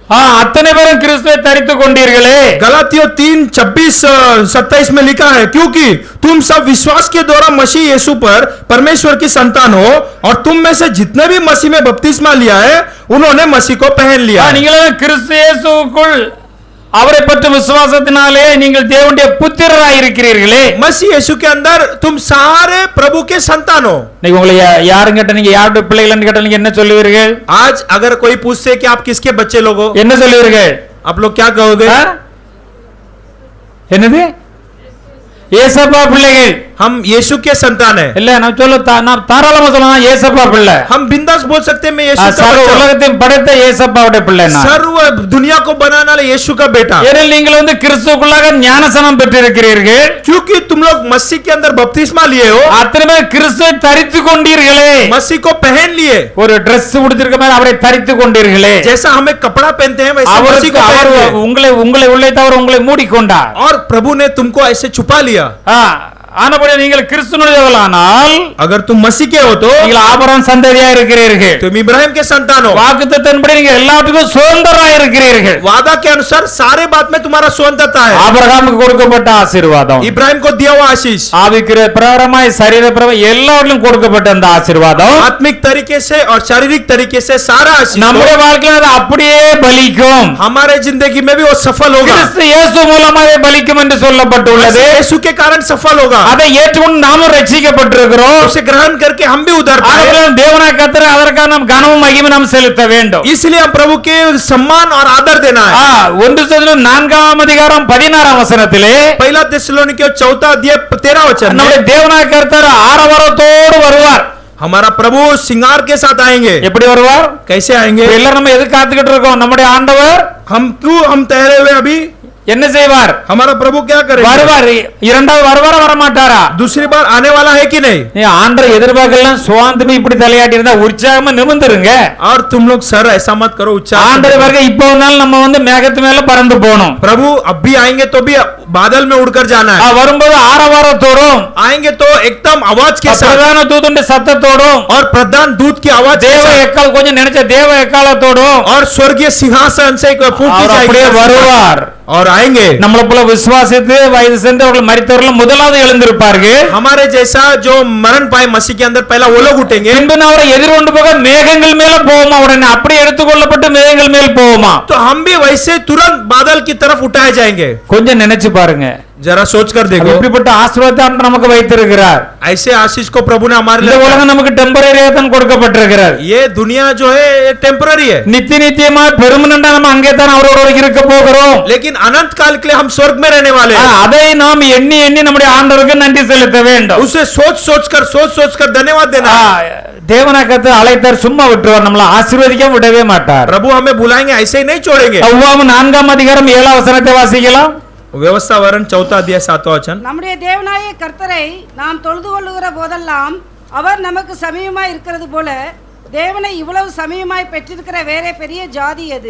இவ்வளவு சமயமா அவர் பெற்றிருக்க வேற பெரிய நம்முடைய பெரிய ஜாதியாய் அவர் நம்மை தேர்ந்தெடுத்திருக்கிறார். देखो प्रभु ने ऐसी बड़ी जाति बनाया कि तो इतना बड़ा जाति हम है. நம்முடைய தேவனாகத்தை தொழுது கொள்கிற போதெல்லாம் அவர் நமக்கு சமீபமாய் கடந்து வந்து நம்மை ஆசீர்வதிக்கிறார். हम प्रभु को जब भी हम आराधना करते हैं हमारे निकट आकर वो आशीष. நன்றாக யோசிப்பா நம்ம எவ்வளவு ஜெபம் பண்ண வேண்டும். हम कितना प्रार्थना करना है. ஜெபத்தில் இருக்கும்போது தான் தேவனோட கூட உறவாட முடியும், உரையாட முடியும். प्रार्थना में रहेंगे तो प्रभु से हम मिलन कर सकते हैं. அவரோட மிகுந்த நெருக்கமாக நாம் இருக்க முடியும். प्रभु से और निकट रह सकते हैं. நாம் அவரை தொழுது கொள்கிற போதெல்லாம் அவர் நமக்கு சமீபமா வந்து விடுகிறார். हम जब आराधना करते हैं तो हमारे निकट आ जाते हैं. எல்லாரும் கண்டிப்பா என்ன செய்யணும்?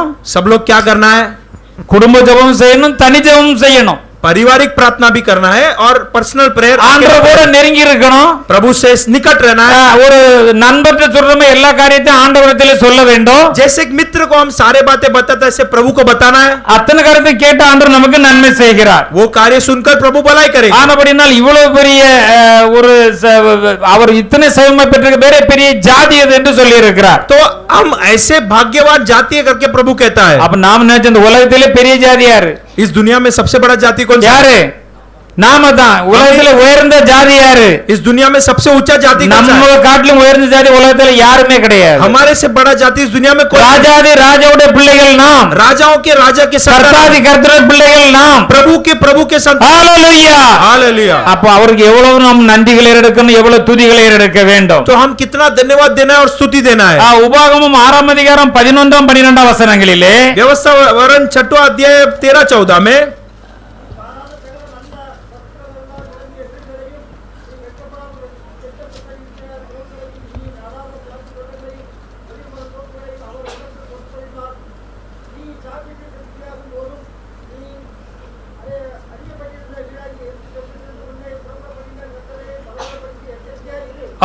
ஹalleluya. हालेलुया. உபாகமம் 6 11 12 படி.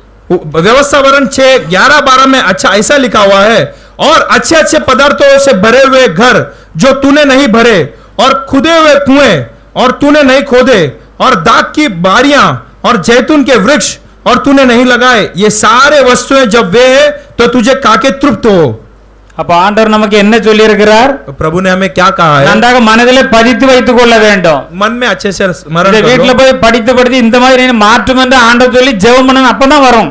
घर में जाकर ये वचन को पढ़ेंगे तो प्रभु ऐसा बदलेंगे।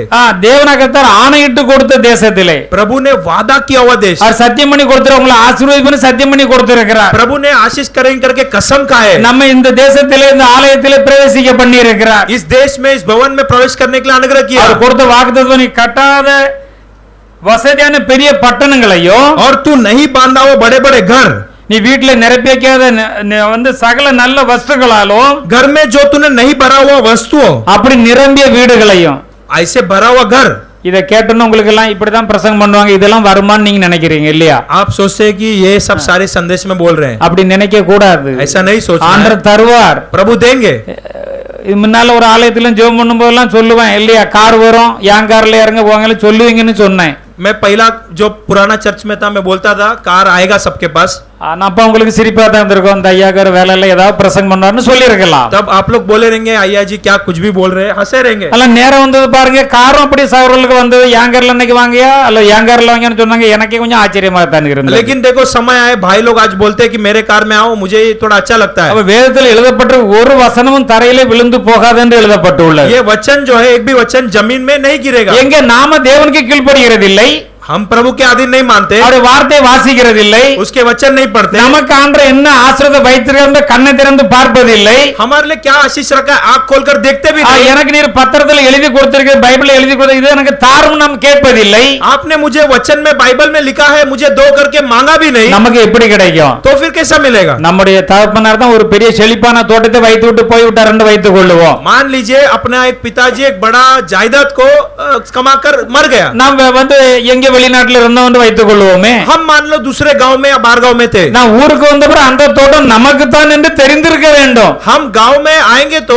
वो जायदाद अपना रहेगा करके हमें समझना चाहिए। அந்த தோட்டம் உங்களுக்கு தான் தெரியாமல் நீங்களும் தோட்டத்தில் குளிக்கவும் அந்த தோட்டத்துல அதை பராமரிக்கிறதுல அன்பா பேசிட்டு வந்தா அவர் பாப்பாரு, இவருக்கு தெரியல தோட்டம் நமக்கு தான். अगर तुम लोग नहीं समझोगे कि ये जायदाद मेरा, उधर जाके नहाएंगे धोएंगे, तो वो जो जगह का रखवाला सोचेगा कि इसको कुछ पता नहीं, जगह अपना है। உங்க தோட்டம் தெரிஞ்சு போன உடனே சரி தோட்டத்துல இருந்து வேலை நடந்தா எங்க அப்பா வச்சிட்டு இருக்கிற உடனே சொல்லும், அவருக்கு தெரியும் சரி இவரு அவர் பையன் வந்துட்டா இவர் தான் ஓனர்னு தெரியும். अगर हम जाते रहेंगे तो उसको पता चलेगा अच्छा पिताजी मर गया, अभी बेटे का हो गया, अभी इसका ही जो जायदाद। ஏன்னா தேவனுடைய வேத வசனத்தை கேட்கற பிரசன்னத்தை கேட்கறால் கேட்டு விட்டு இந்த காதுல கேட்டு இந்த காதுல விட்டுட்டு போயிடு விடுறார்கள். कुछ लोग संदेश सुनते हैं, इस कान से सुनते हैं, इस कान से निकाल देते हैं। அதுக்கு நம்ம சர்ச்சுக்கு வரல, उसके लिए हम भवन में नहीं आए। பிரசன்னத்தை கேட்டு விசுவாசின்னு சொல்லிட்டு வீட்டுல போய் அவிசுவாசமா இருக்கிறதுக்கு நீங்க பிரசங்கத்தை கேட்கவில்லை. इधर भवन में आकर विश्वासी रहो, घर में जाके अविश्वासी बनो, ऐसा बोलने के लिए भवन नहीं। நீங்கள் நிரப்பாத சகல வசனம் நிரம்பிய வீடுகள் எப்படி வஸ்துகளால் நிரம்பிய ஆசீர்வாதமான வீட்டை தான் உங்களுக்கு தருவேன்னு ஆண்டவர் சொல்லி இருக்கிறார். तुम लोग जो नहीं सोचते वैसे वस्तुओं से तुम्हारा घर बन जाएगा और ऐसा घर प्रभु बनाएगा। இது அந்த காலத்தில் உள்ள காரியம், வெட்டப்படாத எல்லா துறவுகளையும் வெட்டப்பட்ட துறவுகளை நீங்கள் வெட்டாத மற்ற வெட்ட துறவுகளை உங்களுக்கு தருவேன் என்று சொல்லி இருக்கிறார். और जो ऐसे कुआं जो दूसरे लोग ने नहीं बांधा वैसे कुआं तुम बांधोगे करके प्रभु ने लिखा है। ஒலிவ தோப்புகளை தருவேன், ஒலிவ தோப்புகளே தருவேன் என்று சொல்லி இருக்கிறார். जैतून के वृक्ष भी देंगे करके प्रभु ने कहा। இன்னைக்கு ஆலிவ் ஆயில் வாங்கினோம்னா எவ்வளவு டப்பா வாங்குறோம் பையே? आज जैतून के तेल ऑलिव ऑयल लेते तो டிமார்ட்டுக்கு போறோம், ஏதாவது சின்ன டப்பா கிடைக்குமா? இதே எப்ப 150 ரூபா ஒரு சின்ன டப்பா வாங்க போய் யோசிக்கும். एक छोटा 100 ml भी बहुत महंगा है, ஆனா நாம எதுக்கு அதிகாரிகள்? लेकिन हम किसके अधिकारी है? எதற்கு? ஒலிவ தோப்புக்கு, जैतून के वृक्षों को। ஒலிவ தோப்புன்னு இதெல்லாம் நினைச்சு பார்க்கணும், ஆண்டவர் எங்களுக்கு இப்படி வச்சிருக்கிறாரு, எங்களை தாரும்னு கேட்க தெரிஞ்சிருக்கணும். तो हम सोचना चाहिए जैतून के बड़े बड़े वृक्ष मिलेंगे, ऐसे मांगने के लिए प्रार्थना करना। அவர் இப்படி ஒலிவ உங்களுக்கு கொடுப்பதினால் ऐसे देते हैं इसलिए நீ சாப்பிட்டு திருப்தியா இருக்கும் போது तू जब खा के तृप्त होगा तभी உன்னுடைய கர்த்தரை நீ மறவாதபடிக்கு எச்சரிக்கை. सावधान रहे, यहोवा को भूल मत जा। சகல ஆசீர்வாதத்தை ஆண்டவர் கொடுத்த உடனே, सारा आशीष प्रभु देने के बाद, ஏராளமாய் கொடுத்த உடனே बहुताई से देने के बाद சிலர் கோயிலுக்கு ரொம்ப பக்தியா வந்திருப்பார்கள். कुछ लोग पहला चर्च में बड़े भक्ति से आते थे, ஆண்டவர் படிப்படியாக பெரிய பிசினஸ் மாறி விடுவார்கள். प्रभु आशीष करके बड़ा बिजनेसमैन बन जाएगा। ஏராளமான பிசினஸ் வந்து விடும். प्रभु आशीष करके बड़ा बिजनेस आ जाएगा। சகோதர கோயிலுக்கு வரலன்ற ஏராளமான பிசினஸ், எனக்கு காலையில இருந்து ராத்திரி 12 மணி பிசினஸ் பார்க்க நேரம் சரியா போய் तो हम விடும். पूछते हैं कि भाई साहब आप चर्च क्यों नहीं आए? नहीं, हम बहुत बिजनेसमैन है, बहुत बड़ा बिजनेस है। இப்படி அநேகர் இருந்திருக்காங்க. நம்ம நிறைய புஸ்தகத்தினால வாசித்திருக்கிறோம். ऐसे बहुत सारे लोग हैं कई पुस्तक में पढ़े हैं। ஊழியர் அவர்கள் உணர்த்தி காண்பிட்டு போய், ஐயோ நான் தவறு செய்துட்டேன், அது மறுபடியும் அவர்கள் ஆலயத்து வந்து அந்த ஆசீர்வாதத்தை தக்க வைத்துக் கொண்டார் என்று வேதம் சொல்லுகிறது. फिर बाद में सेवक थोड़ा डांटने के बाद, शिक्षा देने के बाद फिर वापस बराबर आकर फिर आशीष அப்ப पाते हैं। நிச்சயமாக நாம் அவருக்கு துதியும் கனமையும் எதற்கு செலுத்த வேண்டும்? तो हम उनकी स्तुति और महिमा क्यों हम देना है? எழுதி வச்சிருக்க ஆசீர்வாதத்தை படிச்சு நமக்குள்ளதை ஆக்கிக் கொள்ள வேண்டும். जो लिखा हुआ आशीष जो है पढ़कर हम अपने आप बना लेना है, ஜெபித்து கேட்டு பெற்றுக்கொள்ள வேண்டும். प्रार्थना करके पा लेना है। அதற்காக எப்பொழுதும் நம்ம ஆண்டவருக்கு நன்றி செலுத்த வேண்டும். उसीलिए सदा परमेश्वर की हम महिमा भी करना है। உபாகமம் 7ஆம் அதிகாரம் 8ஆம் அதிகாரம் 7ஆம் வசனத்திலிருந்து व्यवस्था वरण 8वां अध्याय जो है उधर से 7ல இருந்து நாம் பார்க்கின்ற பொழுது 8वां अध्याय 7 से पढ़ेंगे तो உன் தேவனாய கர்த்தர் உன்னை நல்ல தேசத்திலே பிரவேசிக்க பண்ணுகிறார். तेरा परमेश्वर यहोवा तुझे अच्छे उत्तम देश में प्रवेश करता है।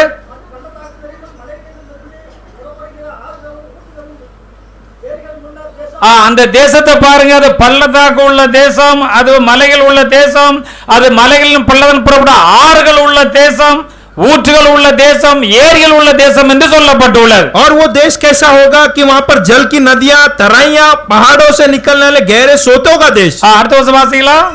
8वां वचन,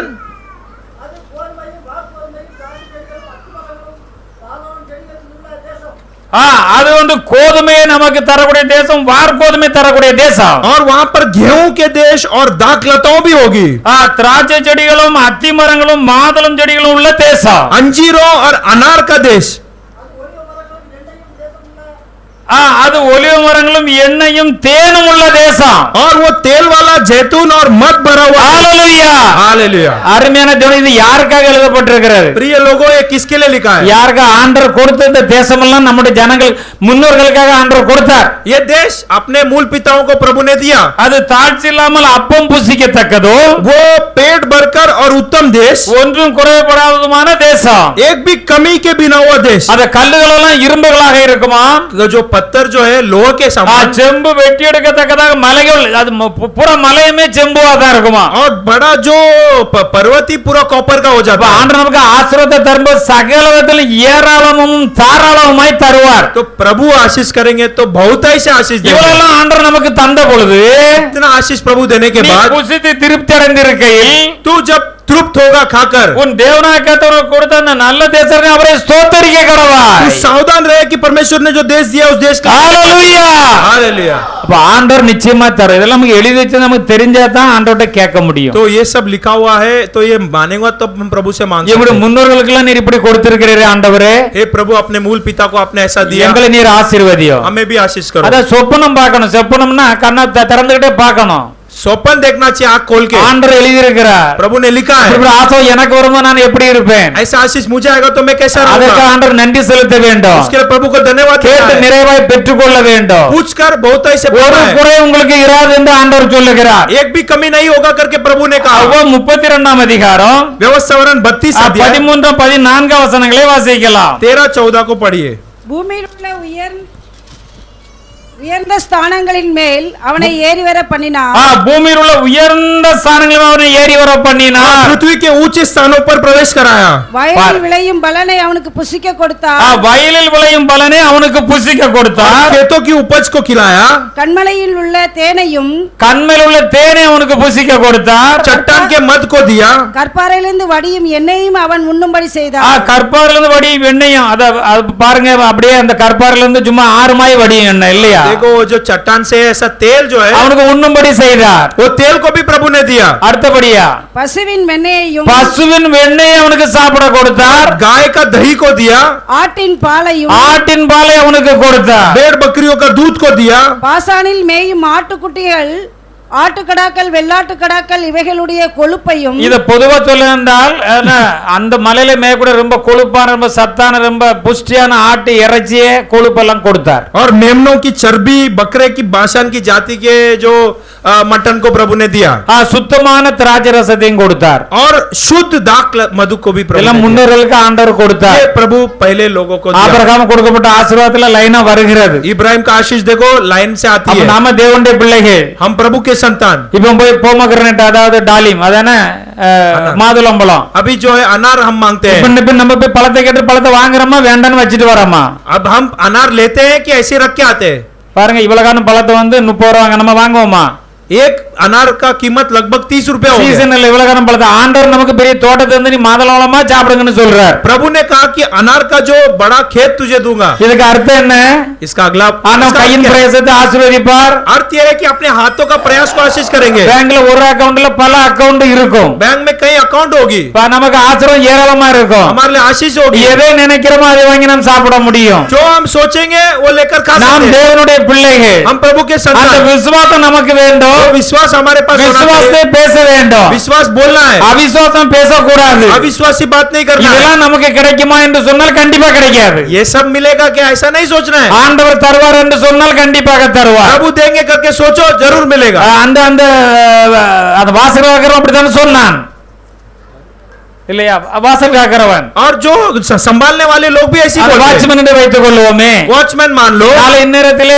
வந்து ஒரு மரக்கால் மா ₹1 ஒரு ரூபாய்க்கு கோதுமை மாவு இந்த விலையும் கிடைக்கும் நிச்சயமா கிடைக்கும் என்று சொன்னார் उसने कहा कि एक हाथ का जो गेहूं और एक हाथ का आटा तुम लोग को मिलेगा।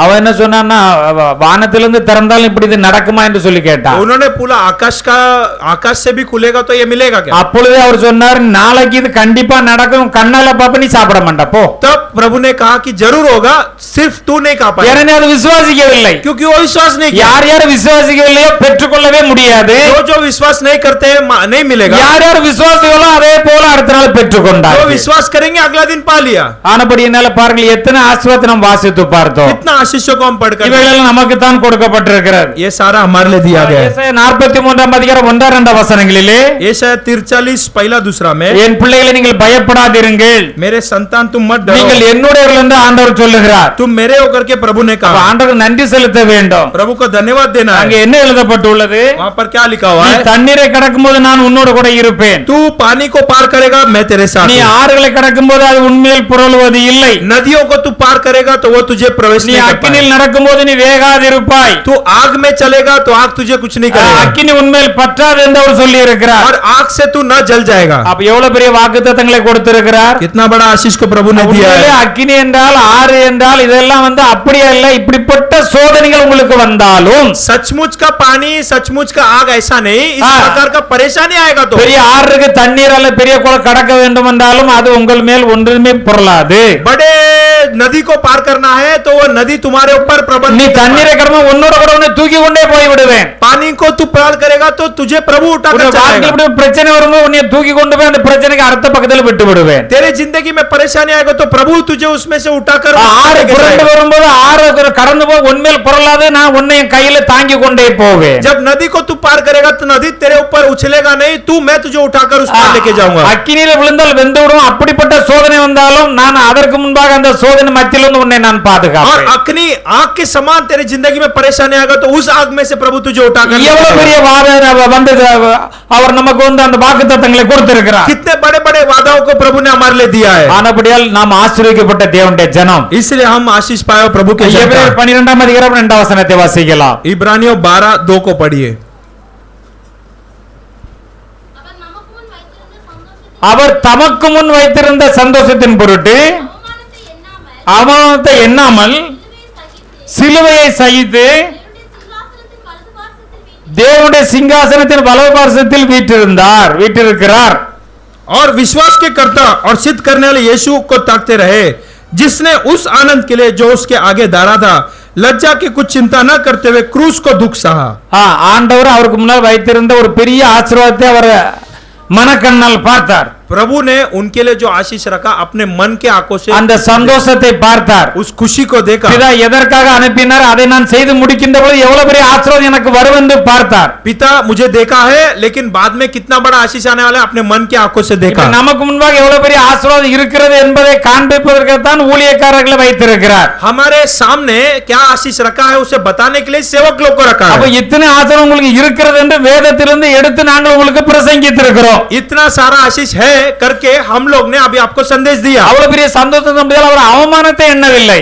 इतना बड़ा जब दुख आया यीशु को, तब उसने अपने दुख को नहीं ஆ, सोचा। சிலுவையில யாரும் தூக்கப்பட்டால் அவன் சபிக்கப்பட்டவன் என்று சொல்லப்பட்டுள்ளது. जो भी क्रूस पर उठाया गया वो शापित है। பிதா நிர்ணயித்த காரியங்களின் சாபத்தை ஏற்றுக்கொண்டார். और पिता ने जो निर्णय किया उसके अनुसार शाप को ग्रहण ஆ, किया। மரித்தார், அடக்கமானார், உயிர் தெழுந்தார். मारा गया, गाड़ा गया और तीसरा दिन जी उठा। ஆ, தேவனுடைய சிம்மாசனத்தின் வலது பாரிசத்தில் இப்பொழுது உட்கார்ந்து இருக்கிறார். अभी आज प्रभु के सिंहासन में दाहिने ओर पर बैठे। இப்ப நன்றாக யோசித்து பாருங்க.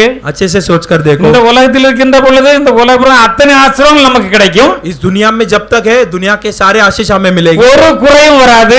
एक कमी नहीं होगी, எல்லாவற்றிலும் நிறைவே உண்டாகும். सब में भरपूरी, எல்லாவற்றையும் தேவன் நம்மை ஆசீர்வதிக்கிறார். सब में प्रभु आशीष देंगे, அவர் நம்மை உயர்த்துகிறார், वो हमें ऊंचा करेंगे, நன்மை செய்கிறார். भलाई இந்த करेंगे। உலகத்தில் இருப்போம் பரலோகத்தில் நமக்கு பெரிய ஆசீர்வாதங்கள் இருக்கிறது. इस दुनिया से छोड़कर स्वर्ग जाएंगे, उधर भी बड़ा ஆனா आशीष है। நீங்கள் எல்லாம் பலவான்களின் புத்திரரே, इसलिए बलवानों के पुत्रों, பலவான்களின் புத்திரரே, बलवानों के पुत्रों, கர்த்தருக்கு மகிமையும் வல்லமையும் செலுத்துங்க. प्रभु को महिमा और आदर அதை चढ़ाओ, கர்த்தருக்கே செலுத்துங்க. उसे प्रभु को ही चढ़ाओ, அவர் நாமத்துக்குரிய மகிமை அவருக்கு செலுத்துங்க. प्रभु के नाम की महिमा के लिए उसी को चढ़ाओ। பரிசுத்த அலங்காரத்துடனே கர்த்தரை தொழுது கொள்ளுங்க. पवित्र श्रृंगार के साथ प्रभु की நம்ம அப்படி आराधना करें। காணப்படுவோம். हम ऐसे दिखाई கேட்ட देंगे। பிரசங்கத்தை எப்பொழுதும் இந்த வாரம் முழுவதும் நீங்கள் இதை தியானித்து இந்த வசனங்கள் எல்லாம் படித்து ஆசீர்வாதத்தோடு கூட அடுத்த வாரத்தில் கடந்து வந்து நிற்க வேண்டும். इस वचन को घर पे जाकर हमेशा पढ़ो या हफ्ता भर पढ़ो, आशीष पाकर वापस अगला हफ्ता தேவன் जाओ। நமக்கு இது வந்து உயில் எழுதி வச்ச மாதிரி எல்லாத்தையும் எழுதி வைத்திருக்கிறார். प्रभु ने जैसा जायदाद वो उस जमाने में लिखते थे वैसा प्रभु ने சொல்ல पहले போனால் से लिख दिया। அந்த கிரய பத்திரம் போல எழுதி கையில கொடுத்து விட்டார். वो प्रभु ने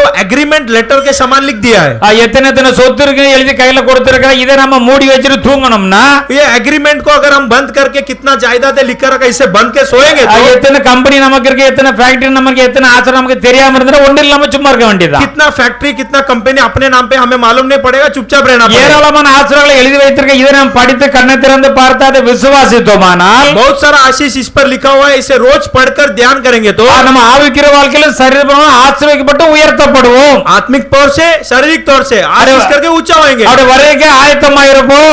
आगमन के लिए आइए तैयार होंगे। வருகின்ற பொழுது பரலோகத்துக்கு கடந்து செல்வோம். जब वो आएंगे तो स्वर्ग जाएंगे। அப்படியே காணப்படும் கர்த்தர் நம்மை ஆசீர்வதிப்பாராக. वैसे हम दिखाई देंगे। கர்த்தர் இந்த வார்த்தைகளை ஆசீர்வதிப்பாராக. प्रभु इस वचनों को आशीष करें। ஹalleluya हालेलुया। ஹalleluya हालेलुया। ஹalleluya.